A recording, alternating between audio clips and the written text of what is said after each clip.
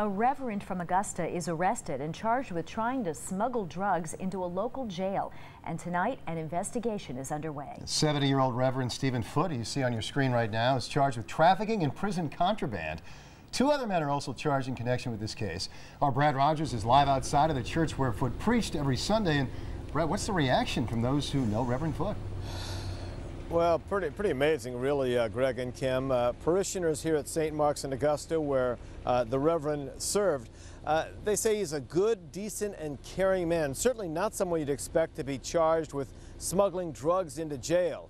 Now, investigators, though, tonight say this Reverend Foote, knew it was wrong, but that he did it anyway because he believed it to be the right thing to do. The alleged drug trafficking took place here inside the Two Bridges Regional Jail in Wiscasset. Investigators could hardly believe it at first. Their investigation led them straight to a 70-year-old Episcopal priest. The Reverend Stephen Foote from Bremen is charged with felony trafficking and prison contraband after allegedly smuggling in the drug Suboxone for an inmate he knew in jail. He believed he was trying to help a person that was a parishioner of his. Sheriff Lieutenant Mike Murphy says Reverend Foote didn't profit from this, that he only did it because he thought he was doing the right thing. He knew what he was doing was wrong, and he believed he was helping by doing this. Investigators recovered 10 doses of Suboxone, a drug used by clinics to wean users off opiates. Authorities say an unknown person mailed the drugs to Reverend Foote, but won't say exactly how the drugs were carried into the jail. 25-year-old Joshua Patton of Bremen and 27-year-old Adam Shawley of Newport, both inmates of the jail, are charged with attempted trafficking and prison contraband, a misdemeanor.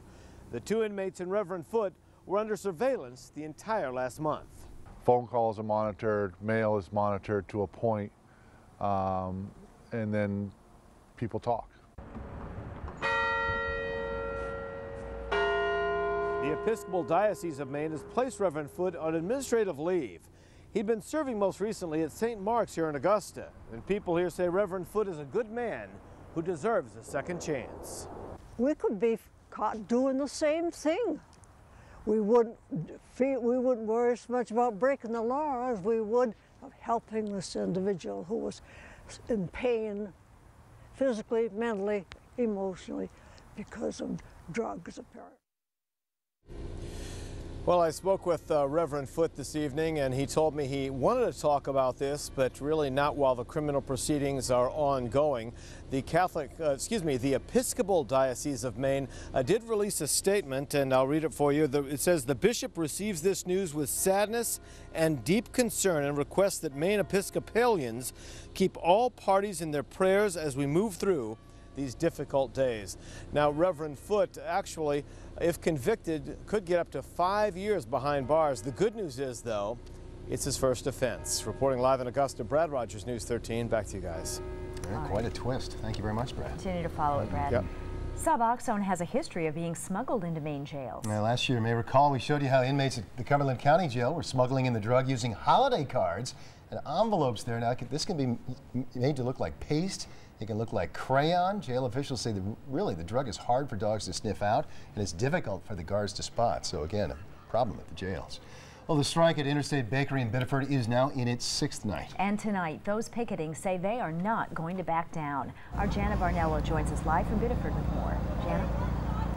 Greg, Kim, around 4:30 this afternoon, Hostess sent out a news release saying that in 24 hours, less than 24 hours, if these striking workers don't get back to work, they will liquidate the company, and 18,000 people across the country will be out of work. Miles, you're on Scabba camera. As with most strikes, striking union employees aren't happy with the people who decide to cross the line. It's a tense situation that's now lasted 6 days. We've said enough. Enough is enough. And if they have to liquidate, so be it. That's what the Hostess CEO says they'll have to do if the strike continues. They have until 5 p.m. Thursday. Here's what he told Fox Business Channel earlier this week. That there's no way I can do a better deal for some 30% of our workforce that's better than the 70% of the workforce is getting. 70% of Hostess's 18,000 employees have agreed to an 8% pay cut and a reduction in benefits. The Bakers Union, about 5,800 Hostess employees, are the only holdouts. We are focused on making these guys stop lying to us, stop stealing from us. And this is the only recourse that we had.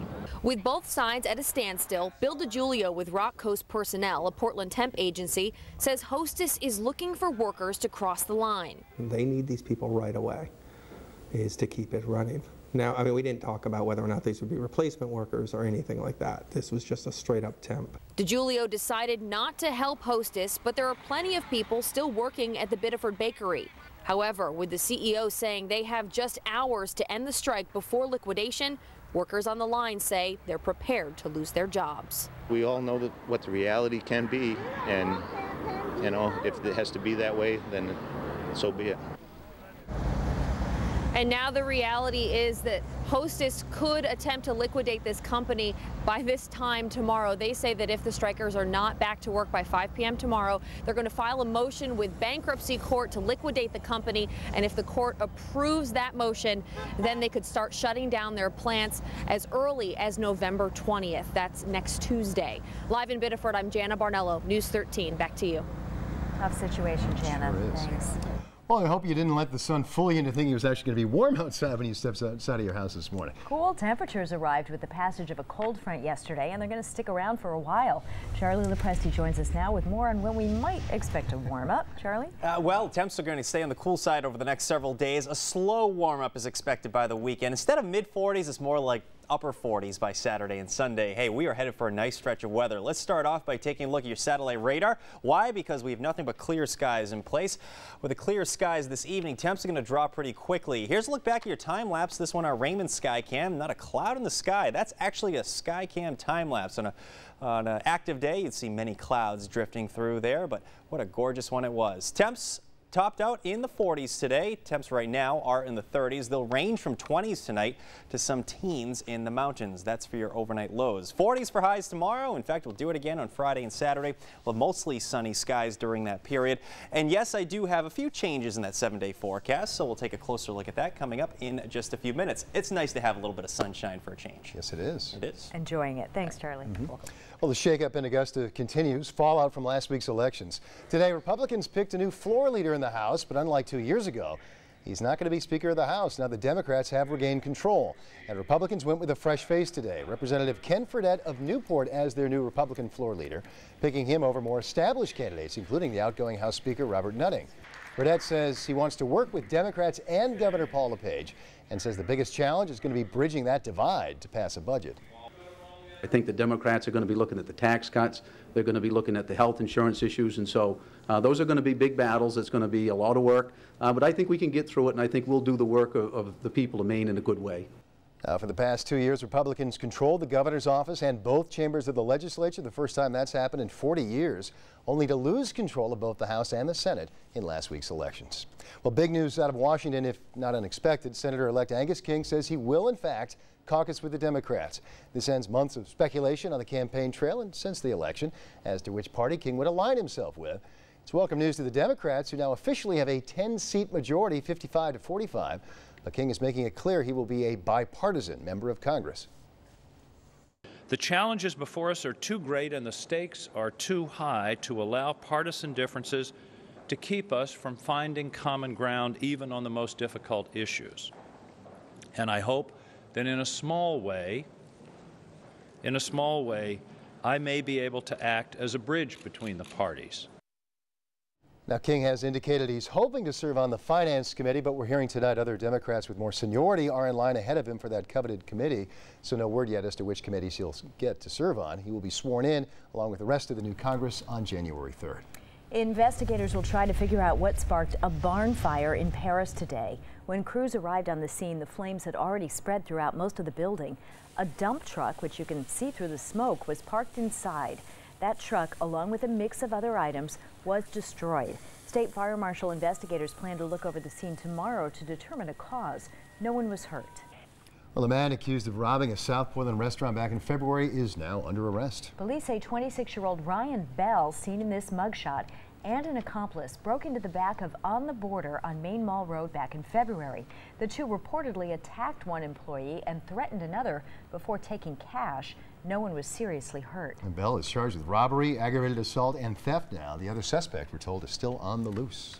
Police are trying to track down whoever stole dozens of bronze vases from a local cemetery. And apparently 60 of these vases are missing from the Brooklawn Cemetery. Police say it happened sometime between November 7th and November 12th, so sometime late last week. The total value is about $12,000. If you have any information, you are asked to call police. Now, your Weather Authority forecast with Charlie DePresti. Welcome back, everyone. Today was a gorgeous day, wasn't it? We had high temps running in the 40s, which is seasonable for this time of year. Loads of sunshine. In fact, hard-pressed to find a cloud in the sky. This is the scene from our Raymond Sky Cam today, looking off to the west. That right there is Mount Washington with nothing but clear skies there. Temps tonight are going to bottom out in the 20s. There will be widespread teens as you head back into the mountains. Temps right now are in the 30s, 37 for Portland. Lewiston, you're in the mid-30s as well. Same in Augusta. Again, these areas are expecting lows in the 20s tonight.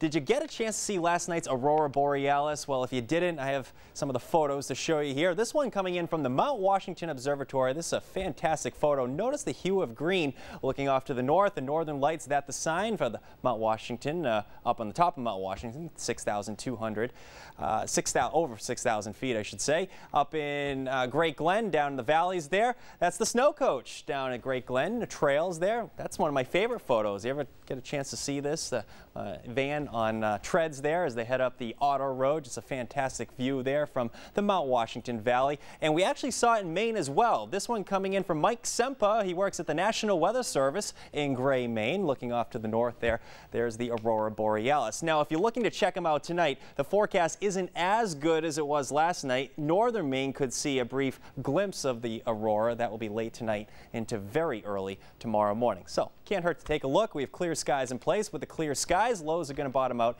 in the teens and 20s. We'll have plenty of sunshine returning tomorrow. Today we had a little bit of a breeze out of the north, that north wind bringing in cooler air diving south out of Canada. The cool air will be with us for the next several days. Temps actually look seasonable, if not a few degrees below normal as we head into the weekend. Storm Tracker is going to start us off tomorrow morning with temps in the 20s. I expect afternoon highs easily to make it into the 40s. Those 60s that we had earlier in the week, that's ancient history. It's going to be a, well, seasonable week ahead. Our forecast stays quiet right through Friday. Let's stop this around 7 o'clock Friday morning. We're out of the gates with temps in the 20s again. You guessed it, 40s for highs during the afternoon. I told you it's a quiet forecast. Hard pressed to find a cloud in the sky. There might be a few high thin clouds late tomorrow and again on Friday. But they may just dim the sun a little bit. Saturday and Sunday will look very nice as well. The weekend looks pleasant, temps in the 40s. Your longer range forecast, a few clouds are in the forecast for Monday, Tuesday, and Wednesday. I think we should have at least partly sunny skies during that period. And we've been talking about the potential for a storm Wednesday and Thursday, and it still looks like that storm is going to form. But the big question is, will it stay out in the ocean or will it track up into northern New England? Right now, I think it's going to stay in the ocean, but it bears watching. Still 6 days out. Yeah, that's travel time, so Sure let's is. hope Yeah. it Let's hope stays so. out. All right, thanks, Charlie.